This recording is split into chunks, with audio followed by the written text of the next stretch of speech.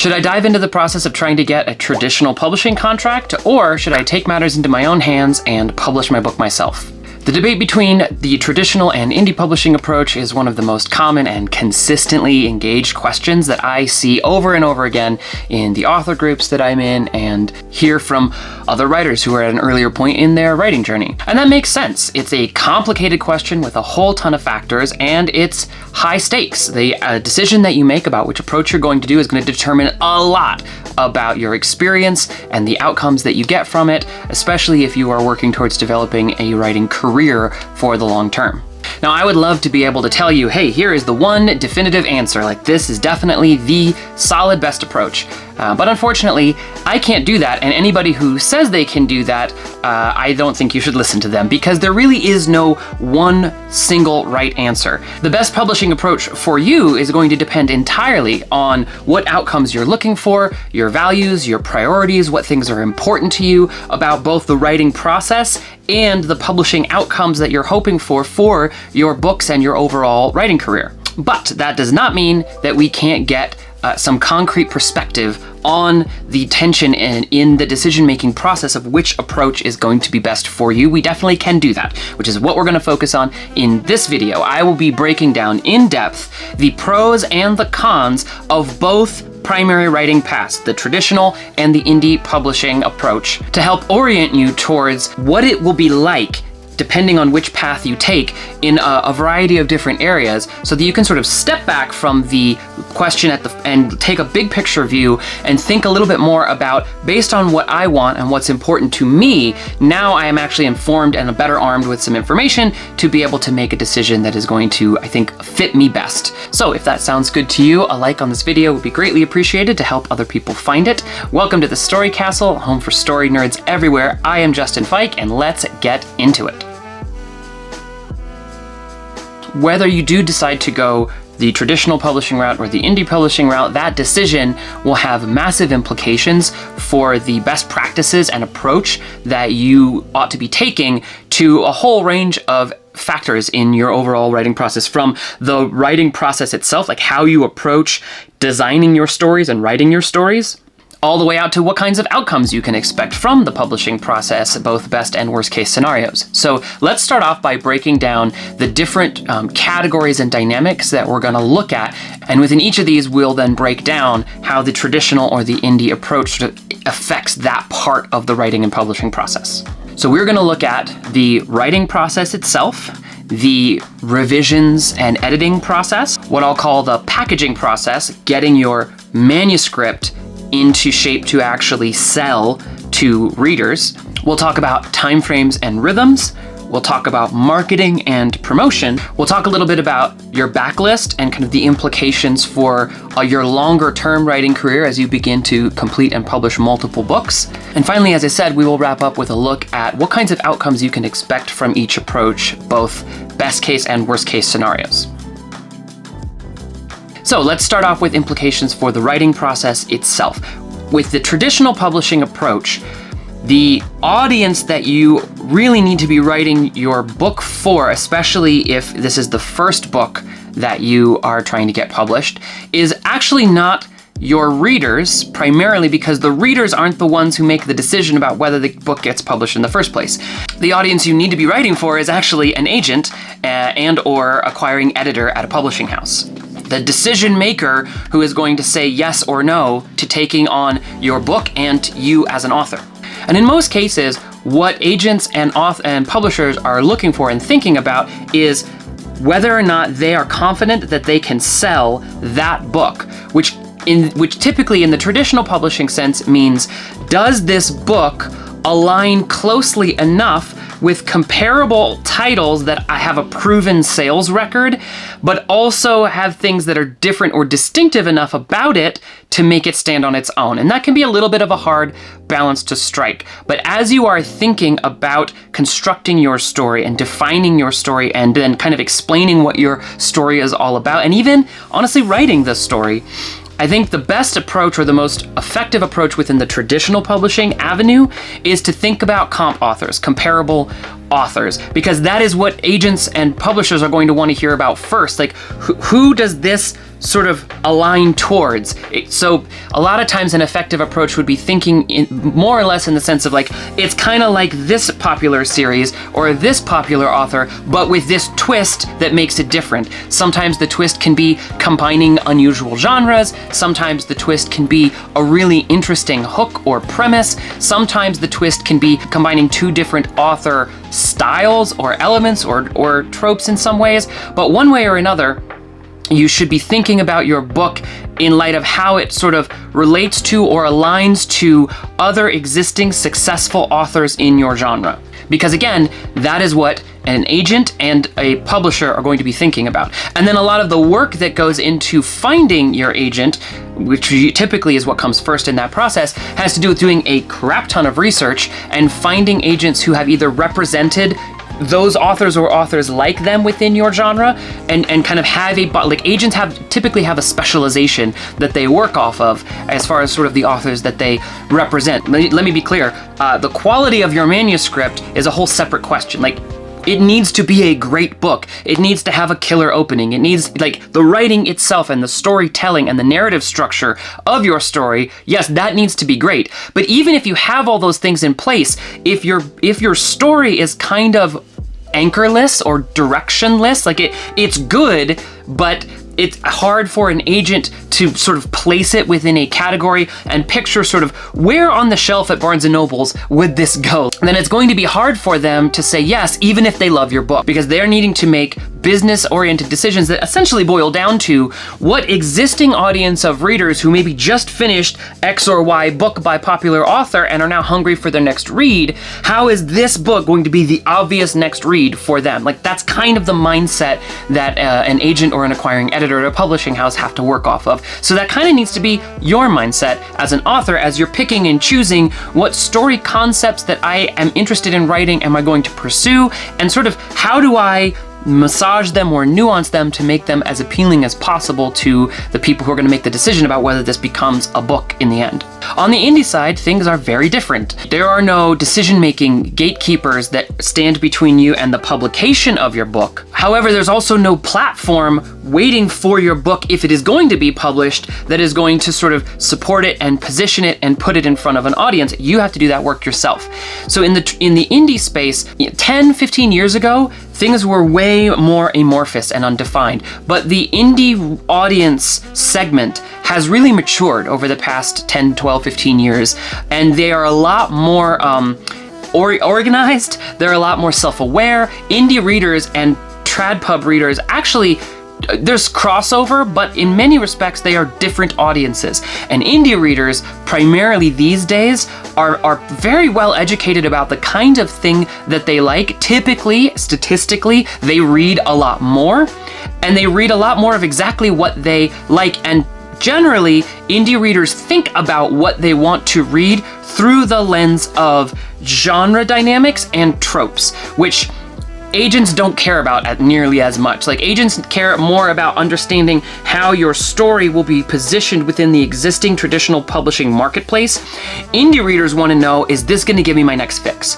So if you are taking the indie approach when you're working at constructing your stories, highly, highly, highly necessary to think about how your book can sort of be the inevitable next auto buy for a certain sub-audience of indie readers. You really can't just write, well, you can, but it's not going to sell very well, if you just write like a romance or a fantasy or a science fiction or a thriller, and it's like, I wrote a thriller. Indie readers at this point are a lot more equipped to understand what they're looking for.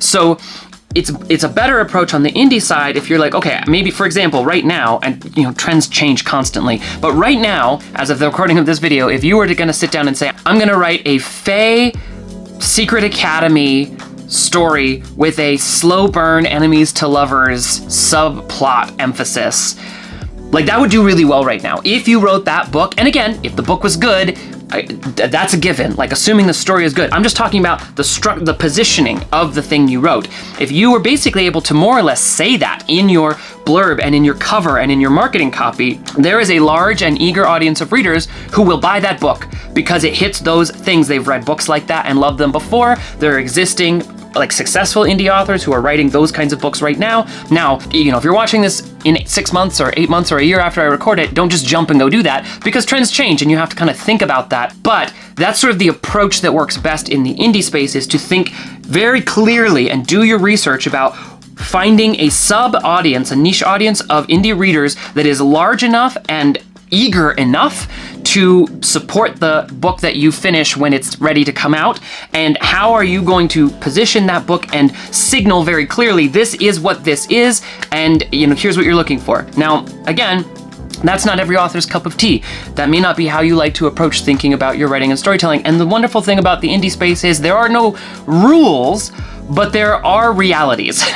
So there's no rule that says you have to do that, but the reality is, if you don't think about the kind of immediate trigger reaction of a sub-audience of readers, you are going to struggle to find traction and sell your book when it's ready to go to market, because that's just the state of this space right now. So those are kind of the primary ways that the approach you take will have an impact, even as early as your ideation and brainstorming of your story concept and the approach that you take to writing it. But once that writing process is finished, you're ready to move into the next phase, which is the revisions, polish, and editing phase. And again, that is going to be different depending on which approach you're taking. If you are taking the traditional publishing approach, there's sort of two phases to the revisions process. The first phase is you yourself as the writer make your manuscript as good as you can make it.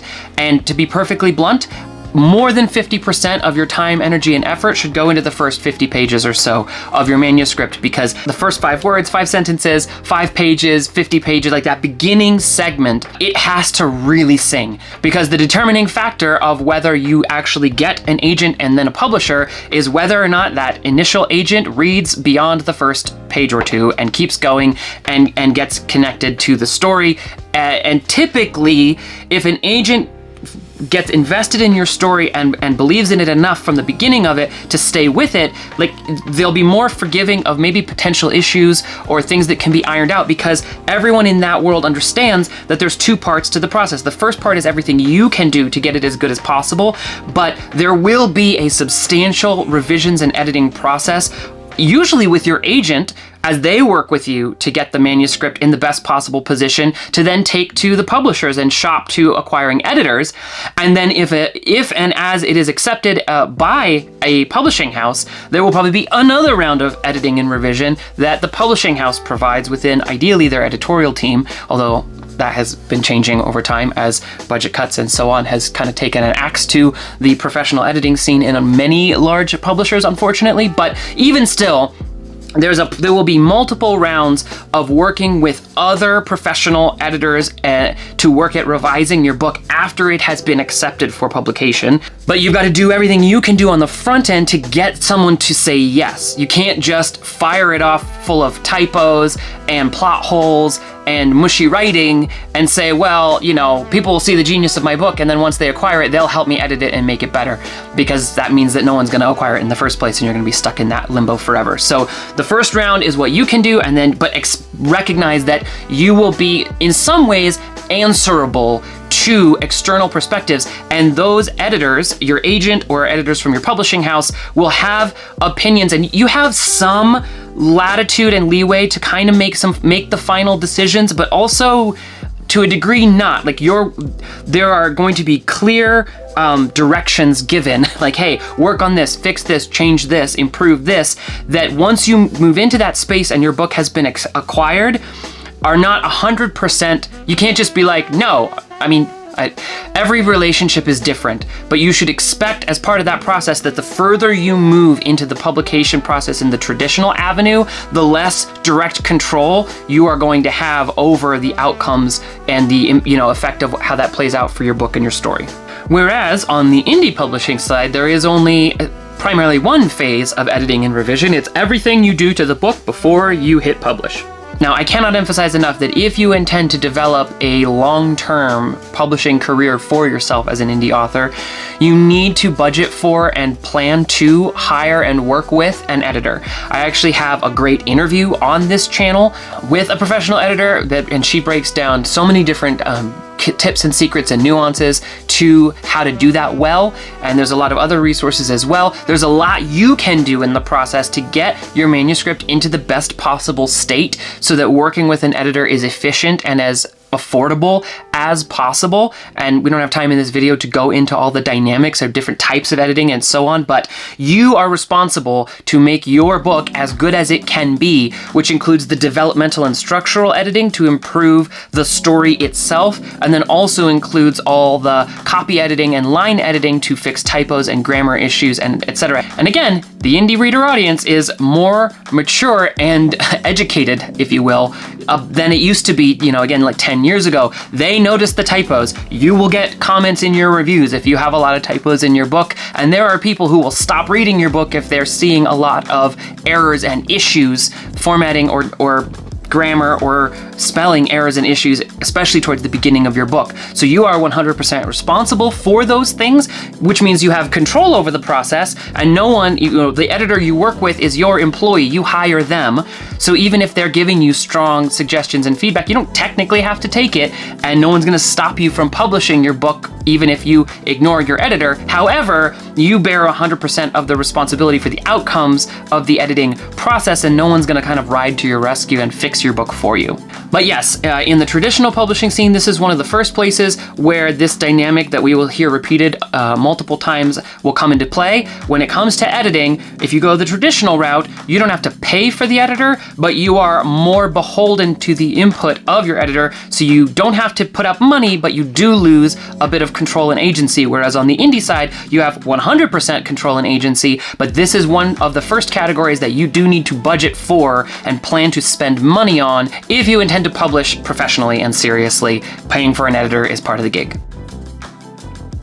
Which brings us to packaging. In the traditional route, assuming now that you've got an agent, the agent has shopped your book to publishers, a publisher has acquired your book and given you an advance, that will initiate the process on their end of packaging. Yes, some editing and revision, but also this is one of the other big things that is different about traditional versus indie. In the traditional space, your publisher will provide the cover and the blurb and the marketing copy and all of the external packaging of your book that is going to help sell it. They do that. And generally speaking, these days, publishers are good at this thing. This is one thing they actually are still quite good at. Like, they understand genre expectations for cover design. They have people in-house who can do that well. You will get a good quality, genre-appropriate cover if you're working with a real publisher, like a legitimate publisher. You will get that, and you don't have to pay for it, which is great. Now, again, you may not have much, if any, input into that process, so don't go in expecting that you can just kind of give them your wish list of exactly this picture you have in your head of what you want the cover to look like. You're probably not going to get to do that, but you will get a cover, it will be good, and you don't have to pay for it. Similarly with marketing copy and blurb writing. Blurb being like, if it's a paperback or a hardback, it's the printed in the fold or on the back of the book, like, here's the thing that's trying to hook you on what this story is all about. And that is a science and an art. Writing effective blurb copy is not easy to do. It's a skill set that you can't just wing it. You have to learn how to do that well. There's a whole lot of buyer and reader psychology that goes into. You have a very tight window of words, a couple hundred words tops, and you need to really sell the book and hook them and make them go, I have to read this. I'm so curious. I really want this. This is what I want to read next. That is provided for you, again, by a traditional publishing house. And thankfully, if you go that route, you don't really have to learn how to do that very well because it's being done by other professionals, which is great. But on the indie side, this whole packaging area is one of the biggest things that if you take the indie route, you are going to have to invest time and energy into learning how to do these things well. And this is not a writing thing. This has nothing to do with writing craft. This is all about the business of publishing. Learning to understand what makes an appealing, genre-appropriate book cover takes time and energy. And if you're going the indie route, you need to think about that as a process you commit to learning how to do. There's good resources for this. There's a lot of great books on Amazon about book cover conceptualization and design. And even if you don't think of yourself as a particularly artistic person or visually creative person, you're gonna need to learn, because yes, you hire a cover designer, but you need to give them direction. You can't just be like, make me a cover. To get the best outcomes, you need to work with your cover designer to give them a direction to go in, and that direction should primarily be based on what is working in the subgenre you are writing in. So you need to understand cover design enough to be able to give the cover designer you hire some clear direction. Finding a cover designer is a whole process. And again, we don't have time to get into this in this video, but that is on you. You need to both conceive of the way you want your cover to look and then find the person who can make that cover a reality, hire them, and work with them. And yes, that is a budget item, again, that you need to account for on the indie side of things. And this is not, honestly, is not an area you can afford to cut corners in, because the best book in the world with a crappy cover and a poor blurb will not sell. It just won't, because readers have too many options. They can look at your crappy cover and then the book right next to it might have an amazing cover. They're gonna go look at that one because it's more appealing, even if your book itself, the story you wrote, is fantastic. So this is an area you cannot afford to cut corners in. You have to, if you're going the indie route, you have to commit to learning that, and also the art and science of effective blurb writing. The best book I can recommend for this is Book Blurbs Unleashed by Robert Ryan, and he has a Facebook group that he runs, which, full disclosure, I'm a moderator in, because it's a fantastic group and you can come and hang out with us and share your blurb copy and get feedback on it. But again, it is a skill set and an art. You have to commit to learning it, because your cover and your book blurb are 90% of the marketing space. Like, that is the window you have to convince a reader that this book is the next one they desperately want to read. So you have to make both of those excellent. So we've talked about writing, revision, and packaging. Let's segue a little bit more now to start talking about timeframes. This is one of the other ways that traditional and indie publishing are very, very different. On the traditional path, the milestones of that process are query and submit to agents. An agent actually takes you on and accepts your book. Then the agent does a process of shopping that book to publishers. The publisher eventually, ideally, a publisher accepts and acquires your book, pays you in advance. The publisher finishes the process of preparing the book. Then the publisher publishes the book at major retailers and online. Each step of that process takes way more time than you probably would want it to. Months and months in many cases. The querying process alone can take years. The back and forth with agents. Agents are super busy. Their inboxes are flooded. They have a lot, because an agent has to actually read your manuscript to some degree and decide they're going to read realistically all of it. That can take a couple of months from when you submit. So there's a whole process. Again, there's a ton of resources available online if you do some research and learning around the traditional publishing process and how to query well and all those other things. That's a lot more, like in the indie scene, you have to put a lot more energy into thinking about how you're going to publish your book well. On the traditional publishing route, it's all about optimizing and getting really good at the querying process itself.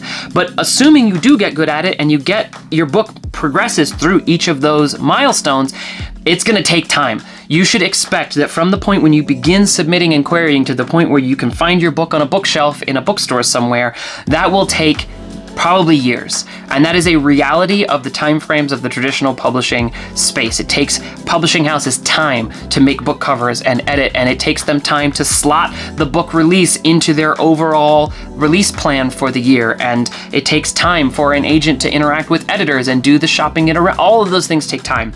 So that's just one of the factors of a traditional publishing thing. Big long time frames. And if that just doesn't appeal to you or sounds like not fun, then that is a serious factor to consider in your decision-making process.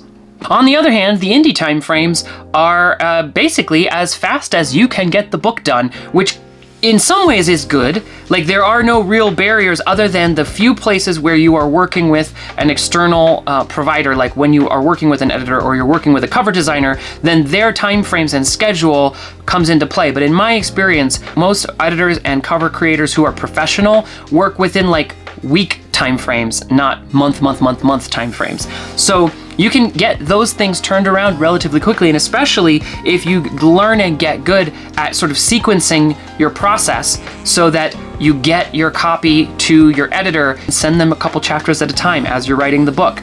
You can hire the cover designer, while you're still finishing the book, and have them work on the cover so that it is already ready to go when you have the book ready to go. There's a lot of things you can do to make the timeframes of that more efficient. So yes, on one hand, it's great that you can essentially write and publish a book as fast as you are able to write and publish a book. The downside, I will say, of the time of that freedom is that it takes a reader days to maybe a week to read a book that might have taken you months and months to do. You cannot create and publish books as fast as readers can read them.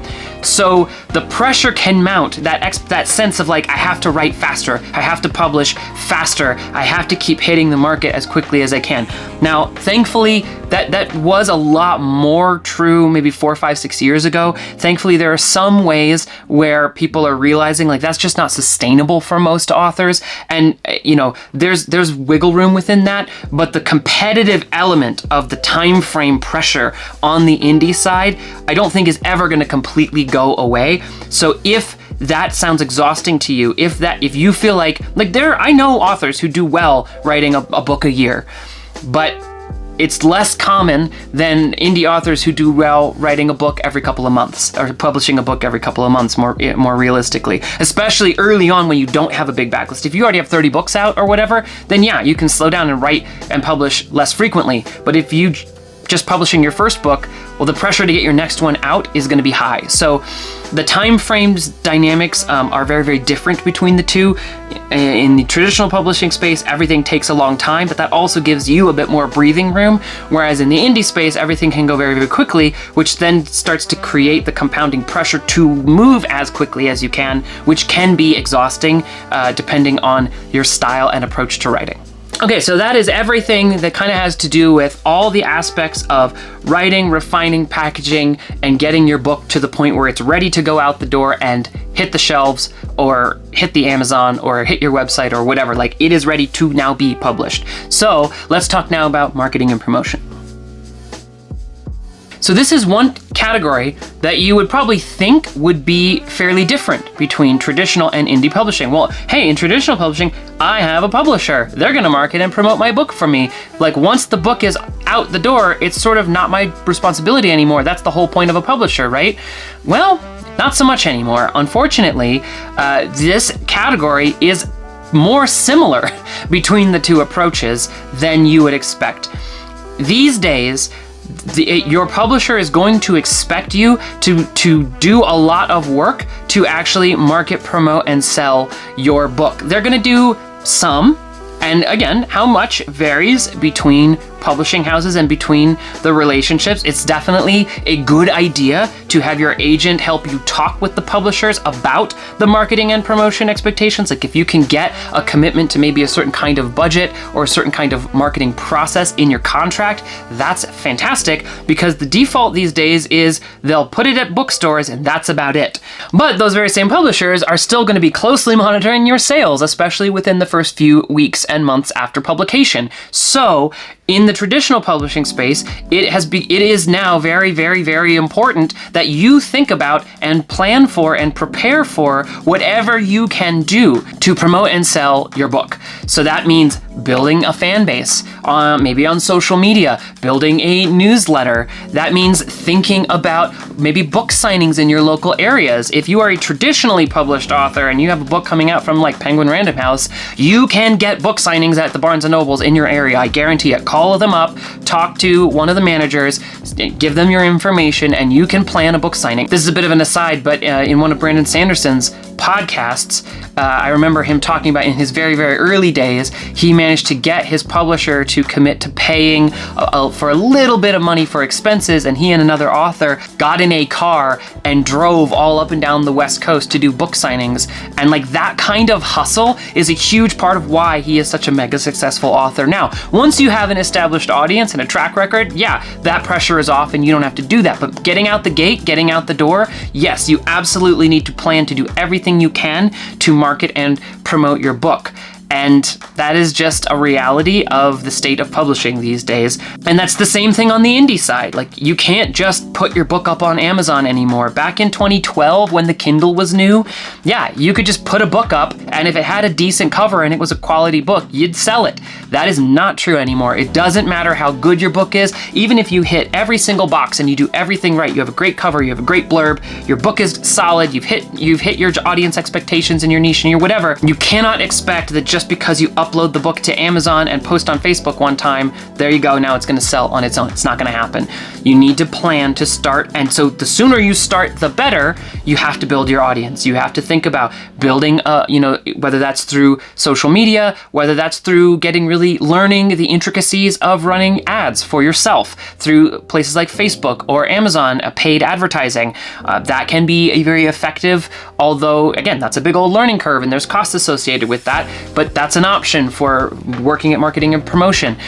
Increasingly, the thing that's great about indie is you have lots of avenues of ways you can do things. So I'm a giant proponent of Kickstarter. I loved the Kickstarter for my book series. It went super well. You can do crowdfunding stuff. You can do cross promotions with other authors and get on each other's mailing list to get in front of each other's fan bases. But all of that takes time, thought, and strategic intentionality. You can't just throw the book out and hope that it sells and then expect it to do well. So actually, in many respects, when it comes to marketing and publication, traditional versus indie are pretty similar. Either way, if you seriously intend to build a long-term publishing career for yourself, you are going to have to commit to building an audience, building a following, finding ways to build know, like, and trust with a group of people who really dig your stuff and are excited for the next thing that came out and want to talk about it. And wow, are there a ton of resources on this. Like, go on Amazon and search for, books and resources about how to build an audience, how to market and promote your book. There's a ton of great stuff out there, but that is a thing that no matter which approach you intend to take, you're gonna have to learn it, and you're gonna have to commit the time and the energy to do it well and do it consistently if you wanna have a long-term writing and publishing career. And speaking of long-term career, that brings us to our next category, which is what I'll just call shelf life, which is essentially the differences between traditional and indie when it comes to like the time frames for how you determine how successful a book is, your options and the kind of agency that you have available to you to try to work at making a book more successful, and some of the potential pitfalls or dynamics, especially on the traditional side, when it comes to that kind of shelf life issue and your backlist. So in this case, I know I've been starting with the traditional side for most of these categories. I'm actually going to start by talking about the indie side. When it comes to indie publishing, there really is no such thing as failure, in the sense that even if a book doesn't do as well as you wanted it to, or even if your sales have really plateaued or dropped off entirely, or even if, a series that you thought was going to work well kind of doesn't go as well as you wanted it to, you always have the option to refocus and reapproach. You can rewrite the book. I mean, it's not ideal, but you can take a book that you published that maybe didn't do very well, figure out why, if there's feedback from your reviews or other things, and maybe there's an issue early on in your book with your story approach. Maybe something about a character or a plot point really drives readers crazy. You could fix that and republish. You can get an entirely new cover series. This actually works great for long-term backlist. If you've had a book or a series out for a while and maybe it did well at one point but it's not doing so well now, you can get a new cover and re-release it with a new or updated cover. You can rewrite your marketing material. You can plan a whole, any kind of creative, interesting, strategic marketing approach or promotion approach. You can start a reader group and then do giveaway. There's so much you can do, and you always have the option of doing it, even for books that are many years old by now, because they're all yours. You control them, and you get to make the decisions. So yes, there's success and failure in the sense of how well a release lives up to your expectations of what you thought it was going to go like, but in the indie space, there really is no cutoff. There's no point where it's like, this book was a failure, end of story, because you can always work with it if you want to put your energy into that. Now, whether that's a good idea or not versus writing a new book or a new series, that's another question, but at least you always have that option. On the traditional side, that is far less true. Publishers monitor the sales of your book very closely in its initial release window, which these days it generously would be maybe 2 or 3 months. It might even be a little shorter than that. And how well your book sells, one of the weird dynamics of the legacy publishing industry is that retailers, like Barnes & Nobles or other places that have essentially bought your book from the publisher and are then trying to sell them to readers, they have the option to return those books to the publisher for a refund at any point. They can be like, yep, this book didn't sell, we want our money back, and then your publisher ends up with boxes of your books that are returned to them. Once that cycle starts, you're in trouble, because in the past, back before ebooks and digital, one of the requirements of your publisher maintaining the rights to your book is that they keep your book in print. And that required reprinting costs. Like, the publisher had to keep committing to spend money putting paper on bookshelves in order to retain the rights. Nowadays, your book can be in print because it's available as an ebook on their bookstore and it doesn't cost them anything. But that doesn't mean they're actively, placing it with retailers. That doesn't mean they're actively supporting it, and it can end up in this weird kind of limbo where you can't get the rights to your book back. So let's say, for example, that you publish the first book in a series that you plan to write that you're very excited about, and that first book doesn't do very well. Well, the publisher is not going to option you for the remaining books in the series, but they're also not going to give you the rights to that book back. Because what if in 10 years or 15 years you become super famous and suddenly this series takes off? Well, they're just going to hang on to it because it doesn't cost them anything. And that can be a real issue. I think it's one of the biggest sort of hidden potential pitfalls of the traditional side, is that you have a kind of a short shelf life for your book. Your book needs to succeed according to the metrics of the publisher, not your metrics. So you might think that selling 1,000 copies is amazing, but I will tell you, 1,000 copies is not going to make the publisher happy. Certainly not for like a genre book. Their expectations are higher than that, and you need to sort of meet them in order to maintain your publishing relationship and have them come back and be like, hey, we'd like to option another book from you, or what have you, and continue to support your book, etc. So in both approaches, the launch is really important. I don't mean to say that it's not important for the indie scene. It definitely is. It's your best possible window to do well with your book. But it's far more important in the traditional space even than it is on the indie side, because you can always relaunch your book as an indie. You don't get to choose to relaunch your book as a traditionally published author. So the stuff I just said previously about the marketing and promotion angle, in some ways it's even more important on the traditional side, because you need to do everything you can possibly do to move sales in the first days, weeks, and months of your publication, so that it registers to your publishers that this book worked, that you are a worthwhile author, that they should continue to work with you, that they should reprint your book, that they should bring you on for more books, etc. That early window is crucial, and there's a lot riding on it, especially on the traditional publishing side. So those are sort of all the major categories I could think of to talk about some of the differences and distinctions between the traditional avenue and the indie publishing avenue. Before we jump into kind of final outcomes, observations, and wrap this thing up, if you've been enjoying this video, if you found it helpful, again, please drop a like on it. I would love to hear a comment from you. Do you have further questions about either avenue? Which one do you think after this video makes the most sense for you? I would love to hear about that in the comment. And if you haven't already, please subscribe to the channel for more deep dives and discussions and analysis of popular books, movies, and stories, and windows into writing craft and the publishing process every week. Okay, so as far as outcomes go, I think the best way to sum all of this up, on the traditional side, you have a higher ceiling of potential outcome value. Traditional authors who are the top 1% are always going to both make more money and also be more famous, have more name recognition. Very successful traditional authors get invited to speak at panels and at cons and, are recognized by name, and some of them have high celebrity style lifestyles. And listen, there's nothing wrong with acknowledging to yourself that those kinds of additional dynamics are important or valuable outcomes to you as far as what you envision for your writing career. If having a platform, if having sort of access and influence in those ways, if seeing your book in Barnes & Nobles on a featured front-facing bookshelf are things that would be payoffs that are worthwhile to you, You're gonna get that more from the traditional side at an outcome level than you will from the indie side. However, the pitfalls of the traditional side, I think, are much bigger overall. So you have a higher potential ceiling, but a lower potential floor.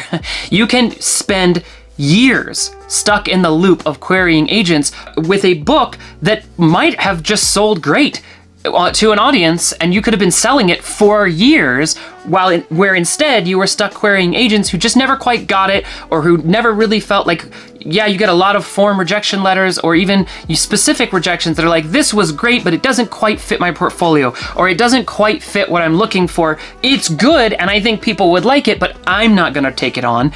You can be stuck in that loop for months or years, and it can be very demoralizing or disheartening to be at that point. You can also be stuck in the like, oh man, I thought I arrived, I made it all the way through, I have a publisher, they're publishing the book, and crickets. It didn't sell very well, and now I'm in a weird spot. So there's a lot of different ways where the traditional approach can have serious pitfalls and drawbacks that can be a little more extreme. However, on the indie side, I think indie, especially early on in your career, if you choose to go the indie route, you need to think about it as a long game. It is very, very, very difficult. Some people do it, but by and large, it is very difficult to make good income money off of one book, or even 2 or 3 books, or even 5 or 6 books. You need to plan to write and publish a backlist. Like, you need to commit to a series or multiple series and think of it as a long game where you are not hanging on like the immediate results that you get from publishing your first book or your second book. Because the reality is, it takes time,